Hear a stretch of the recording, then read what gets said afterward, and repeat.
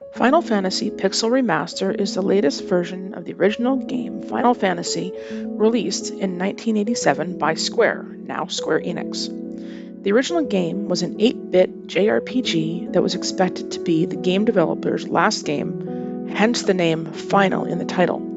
Luckily for us, this game became a launching point for a franchise that continues decades later. This version is for the Nintendo Switch and the PS4. It will play on the PS5, which is where I played it. The game's visuals are amazing when compared to the original, but that is to be expected given the advancement in technology. The images are bright, colorful, and crisp. The sprite characters have been updated while keeping their 8-bit feel. There were no noticeable graphical issues, and everything flowed very well visually. The audio from the original has been improved upon. Instead of the original synth music, you now have the iconic tunes being played by an orchestra. The music has also been rearranged by the original composer, so the old music has a new feel. There is no audible dialogue in the game. None of the characters speak.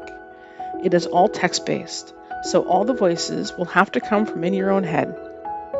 The feeling of nostalgia struck whenever I heard that familiar tune play. The gameplay is simple and challenging all at once. It is simple in that your options are limited, but this is also the challenge. You have a 4-character team. You can choose from 3 melee classes, Warrior, Thief, and Monk, and 3 magic classes, Red Mage, Black Mage, and White Mage. Each class has their own strengths and weaknesses that need to be taken into consideration, as it will impact how hard it is to beat the bosses. The classes can all be upgraded through completion of side quests.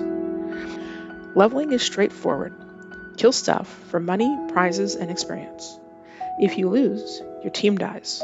You restart from the last save point. Whether you made the save point or the game did, that's up to you. If nothing else, make sure you save before you go in to fight bosses, as often you cannot flee from these fights. For all the other fights, however, fleeing's not a problem, and it doesn't seem to have a downside.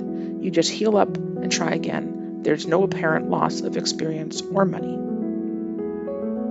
You will find equipment through the world, in dungeons, and from vendors. There are some pieces of equipment that are only found in dungeons, so you have to check every chest. Magic spells need to be purchased from vendors, and there is a limit on how many spells a mage can know, and a limit on how many times those spells can be used until the character rests or uses a potion to recover those spell points. As with many other RPGs, grinding for experience is part of this game. But the developers were kind to those of us who are grind-averse, and they have put in an experience and a money modifier, so you can gain experience or money faster. I found this super useful as I don't have the time or patience to repetitively kill mobs for hours on end. There is also the option to turn off encounters with enemies. This is great if you're traveling through areas with low-level creatures, so you don't want to waste the time killing them. The game is very linear. You really only have one path to go down, whether story-wise or dungeon crawling. Even when it looks like there's many paths, there's really only one. The story is short and simple. 4 warriors are on a great quest for magical artifacts. That's it. That's the gist of the story.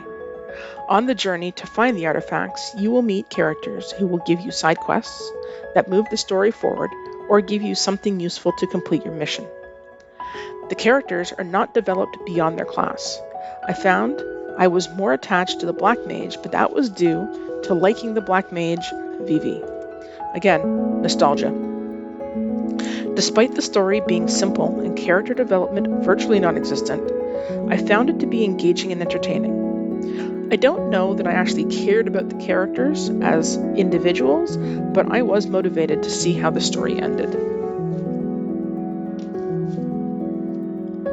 Overall, I enjoyed playing Final Fantasy Pixel Remaster. It was a nice change of pace from the massive, elaborate, sometimes overwhelming RPGs that have been made more recently. You don't need to worry about stats, equipment, controls really, or skills.